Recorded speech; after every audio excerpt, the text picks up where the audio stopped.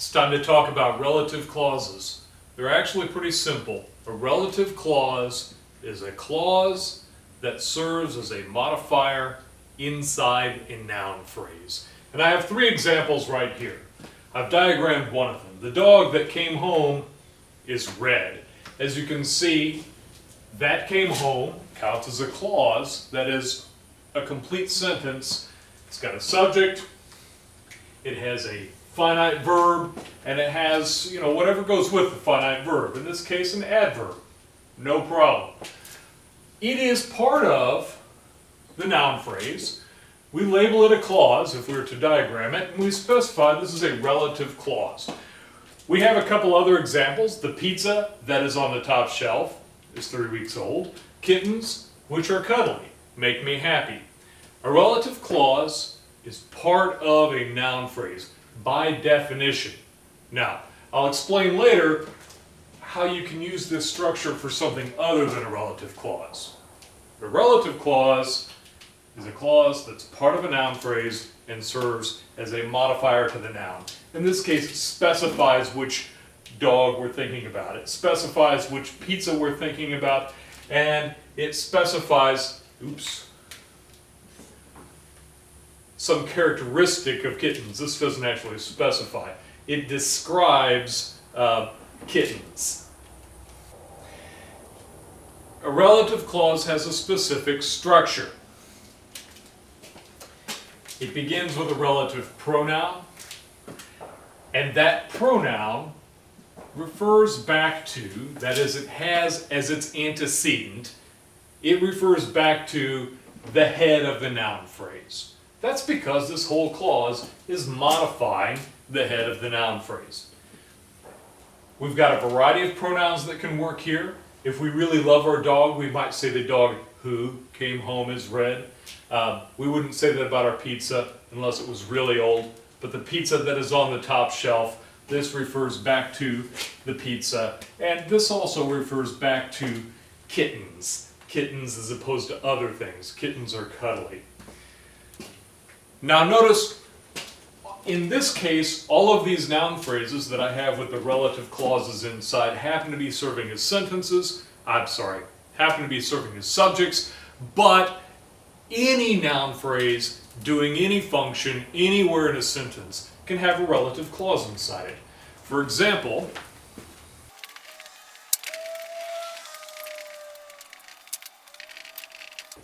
in this case, we have a relative clause, that stand rect, modifying the car under which the cat hid. Now, if we think this through, we can realize that the car, we know now that stand rect is part of the phrase, so the car that stand rect, this noun phrase, including a relative clause, this noun phrase is functioning as the object of a preposition. And this prepositional phrase, of course, is adverbial. It's modifying hid. It tells us where the cat hid.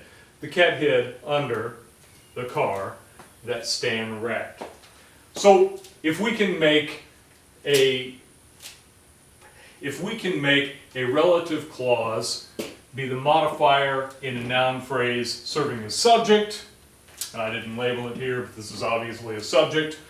If we can also make a relative clause serve as the modifier in a noun phrase serving as the preposition in a modifier in the predicate of a sentence, we can do it anywhere. This is part of the magic of noun phrases. Through relative clauses, a noun phrase is practically infinitely expansible. We can make this noun phrase indefinitely long through the window of this relative clause. This is one of the ways that sentences grow surprisingly complex.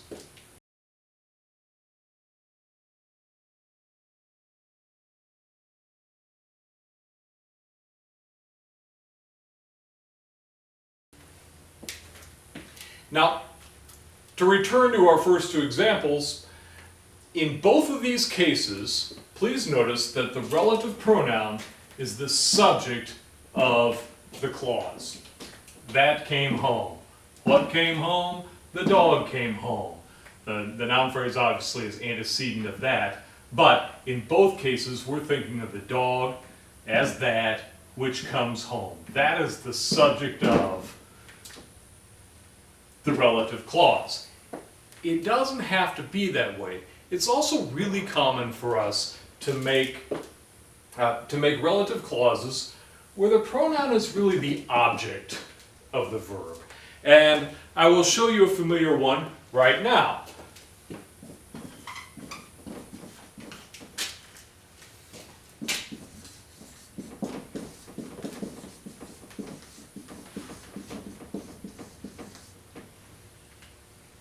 And I will supply some ellipses here because we don't care about the rest of the sentence right now. The car that Stan wrecked. If we do a little bit of subject versus object analysis on the sentence, who wrecked the car? Stan wrecked the car. He's the subject. What got wrecked? That, meaning the car, got wrecked by Stan. In this case, that is the object of the clause, the relative clause, which modifies car. Now, that means that we'd have to draw a little bit different internal diagram for how this works, which we're not going to do at the moment. But it has some regular workaday implications for what kinds of pronouns we use here. Let's take another one here. Lima beans. We use this other kind, which I love, ... ellipses. Lima beans, which I love. Who's doing the loving? I am. What's getting loved? The lima beans are. In this case also, our relative pronoun is the object of the verb inside our relative clause. The relative clause, because it's its own clause, it's its own sentence, has its own internal structure of subject, verb, and verb complements, including objects or any other verb complement you already know. That's different from the main verb of a sentence, which we have omitted from these sentences. So be aware of that. This is not the main verb of a sentence. This is the main verb of a clause inside the sentence. This is a species of dependent clause. Let's take another one. Sally, whom I remember, used to dance the tango beautifully, or whatever you want over there. Sally, whom I remember. Notice that the object status of this relative pronoun is made clear by its form. This is the object case form of whom, as you know. Sally, whom I remember.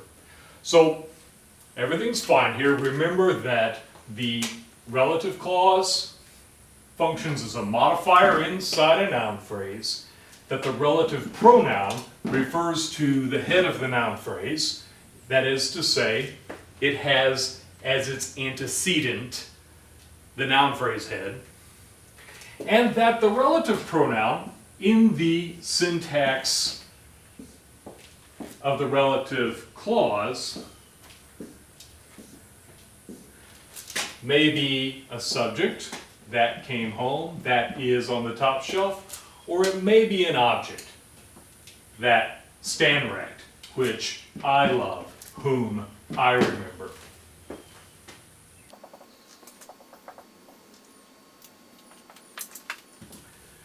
You'll notice that this sounds a little bit wooden. We're used to talking like this, but we're not always used to talking like this. You'll know from long experience, intuitively, that sometimes we can leave the relative pronoun out of relative clauses. There's a rule about when that's possible. The The folk rule, the everyday common knowledge rule is, if it doesn't confuse anybody, you can get away with leaving it out. And that's true, but there are some deeper rules that actually we follow pretty strictly without paying attention to it. In relative clauses where the pronoun is the subject of the relative clause, we can't leave it out. The dog came home as red doesn't work. A finite verb in English must have a subject. The ship must have a captain. A finite verb must have a subject in English. We can't leave it out if it's the subject of the verb in the relative clause. The dog that came home. Have to say that. It's obligatory. However, Stan's the subject, I'm the subject, Nellie is the subject in these clauses, and what that means is that in casual speech and in writing situations where things are very clear and we don't risk confusing anyone, we can leave out relative pronouns that serve as the object in the relative clause. The car Stan wrecked sat in my yard for 6 weeks. The Sally I remember used to dance the tango in the most beautiful way. The meatloaf Nellie lost turned out behind the fridge 6 weeks later. We can omit the relative pronoun when it is the object of the verb in the relative clause and when it doesn't confuse anyone. Sometimes if you've got a bulky, complex sentence, you really need that there as a signpost. Other times it feels a little too formal. Almost nobody says whom in this situation anymore. There's one more nuance to discuss when it comes to relative clauses. They can modify the noun, head of their noun phrase, in two different ways. They can be restrictive or non-restrictive.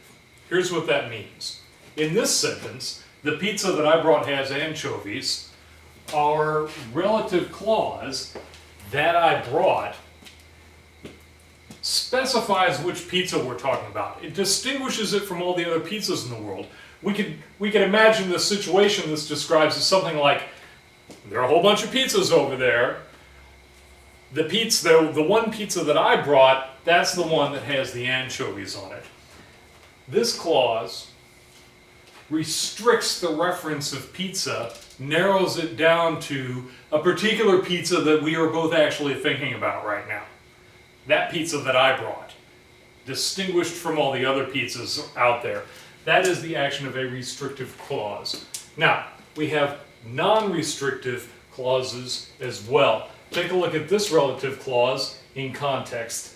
The pizza, which Alice brought, has anchovies. This has a different meaning. This means, hey, there's a pizza, Alice brought it, it has anchovies. In this case, our relative clause does not distinguish this pizza from other pizzas in the world. It just describes the pizza. The pizza, which Alice brought, because she's the one who brought the pizza, has anchovies. Or maybe it has anchovies because it's Alice who brought the pizza. That's what it implies.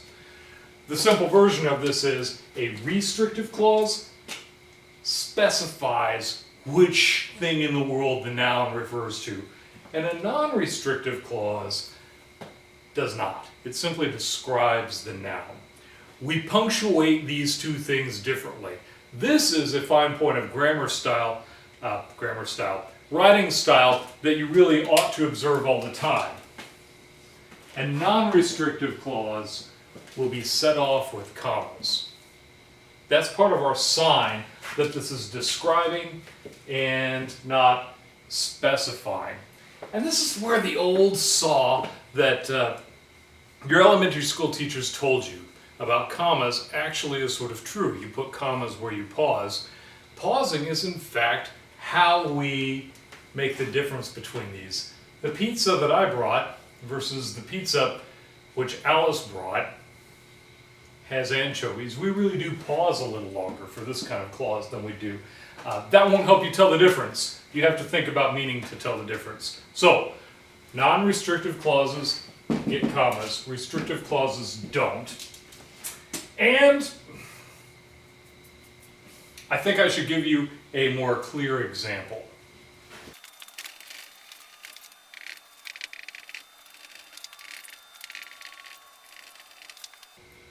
In this sentence, the kitten that you bought has no tail. Our relative clause clearly distinguishes this kitten from all the other kittens. It's the one that you bought.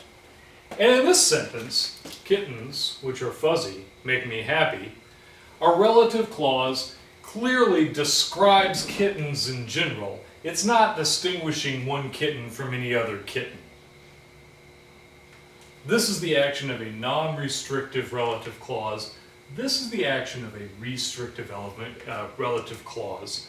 The difference in the general difference in their meaning is that these narrow and specify the reference of the noun, and these merely describe the noun. This, of course, is set off with commas. There's one more distinction that people like to make. It is traditional and reasonable to observe. It is traditional to use that for restrictive clauses and which for non-restrictive clauses.